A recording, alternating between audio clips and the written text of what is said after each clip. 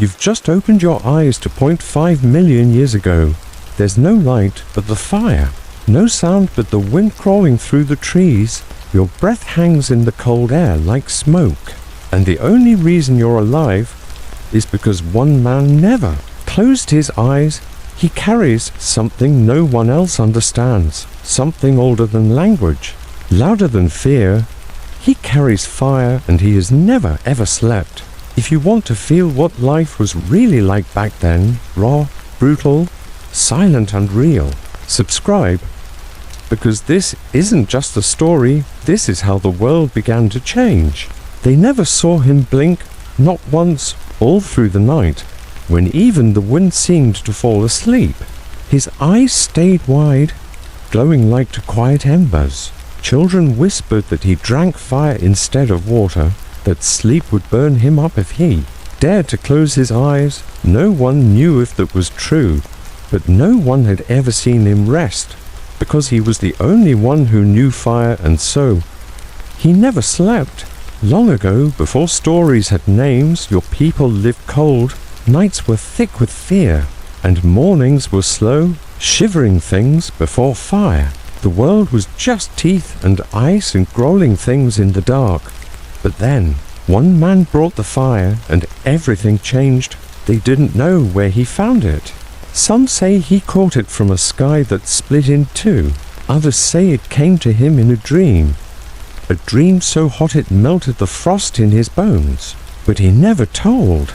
Not once. He simply lit the first flame, and then he sat beside it and never got up again.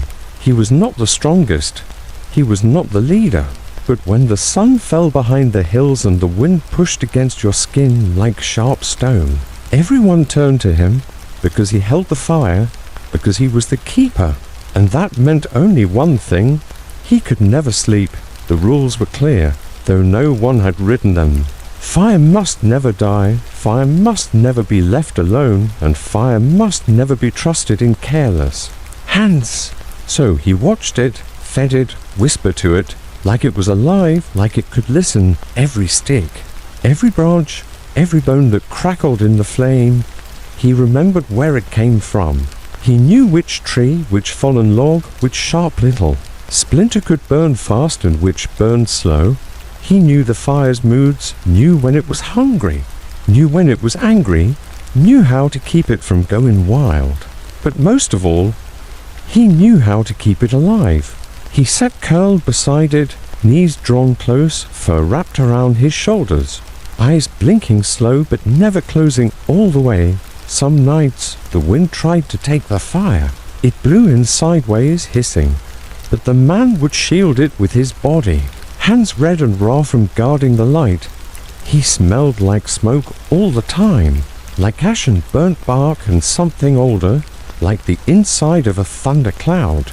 The children watched him from a distance, wondering if he was more fire than man now. His beard had sparks in it, his fingers always blackened at the tips, but he never spoke unless he had to, and when he did, his voice was dry and hot, like something crackling underfoot.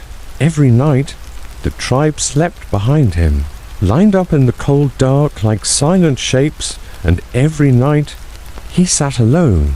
The fire his only friend.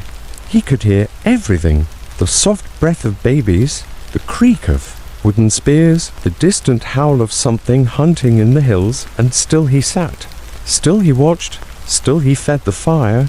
Time passed strangely for him, not in days and nights, but in how many times the fire needed feeding, how many sticks it took to keep it from dimming, how many heartbeats between the next gust of wind.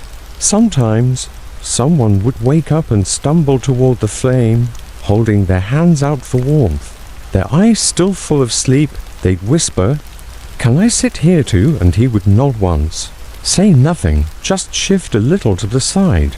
But when their head drooped and their body leaned toward rest, he would gently nudge them, send them back to their bed of furs, because fire couldn't be watched by a sleepy heart. It needed someone who never blinked, never wandered, never dreamed. The challenge wasn't just the cold, it was loneliness. Everyone needed him, But no one could join him. He was the light keeper, and the night was his burden.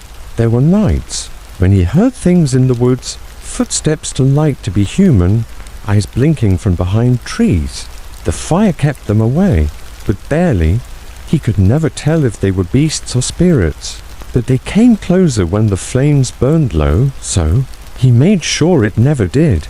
He couldn't hunt, couldn't run far from the fire, couldn't help when someone was sick or wounded, because he couldn't leave the flame. It was like a newborn, always crying, always hungry, never letting go of his hand, and still he never slept, not even once. He knew what would happen if it went out. The tribe would go back to the dark, to frostbite, to fear, to old bones in cold caves. He had seen it before in the early days. Before he'd learned how to protect it, he had seen what happens when fire dies, and he swore never again. So night after night, he kept the fire breathing, kept the shadows from walking too close, kept the warmth inside the circle of stones. And in return, he gave up rest, he gave up dreams, he gave up the soft mercy of sleep, because only one man knew fire, and so he never slept. The fire began to change. It was still warm, still bright, but now it had a hunger that even he didn't understand. It didn't just want wood anymore. It wanted more of him, more time, more breath, more of the man who had never closed his eyes. At first, it was small things. His hands wouldn't heal as fast. His knees ached deeper than before. The shadows in the cave got longer even when the fire burned strong. He began to hear things, whispers, not from the forest, but from the flame itself. It crackled in patterns, not random, like it was trying to say something. He listened one night. The flame turned blue for a heartbeat, only a blink, but it chilled him deeper than snow ever had. He leaned in, watching it carefully, and for the first time, he saw something inside it. A shape, not smoke, not wood. Something alive, moving, looking back. The flame had watched him, too, that night. He didn't feed it. He sat still, arms crossed, eyes heavy. He wanted to see what the fire would do without him. It didn't die. It grew. Wood untouched by his hands began to smoke. Stones near the edge turned red hot, and then something impossible happened. A second fire sparked beside the first, from nothing, from no hand, just will. His breath caught. The fire didn't need him anymore, but it still wanted him there. The next night, the children gathered near. They sat in silence, watching the twin flames dance. The keeper looked up and saw the fire reflecting in their eyes. It was brighter in them than it ever was in his. He felt something strange in his chest. Not pain, not fear. Something harder to name. He remembered when fire only lived in him, and now it was looking for more homes. The tribe began to change, one by one. They stopped fearing the flame. They began sitting closer. They brought their own sticks, not to feed it, but to carry it from the main fire. Smaller ones were born, not wild, not stolen, shared. The keeper didn't stop them. He watched quietly, but his eyes, always open, looked older than ever. His skin no longer just darkened by smoke, but by time. He still stayed awake, but now not out of duty, out of habit, out of the strange silence that forms when a role is no longer yours, but you're still holding it in your hands like a stone. You forgot to drop. Then came the challenge he had not prepared for. A boy not yet grown, but not a child either. He had sat beside the fire for many nights, watching, copying, saying nothing, until one night he said, "I know how to keep it to." The keeper didn't answer. The fire crackled. The boy added a stick at the right time. He shielded it when wind came. He stayed awake until sunrise, and the fire never dimmed. The keeper's breath slowed.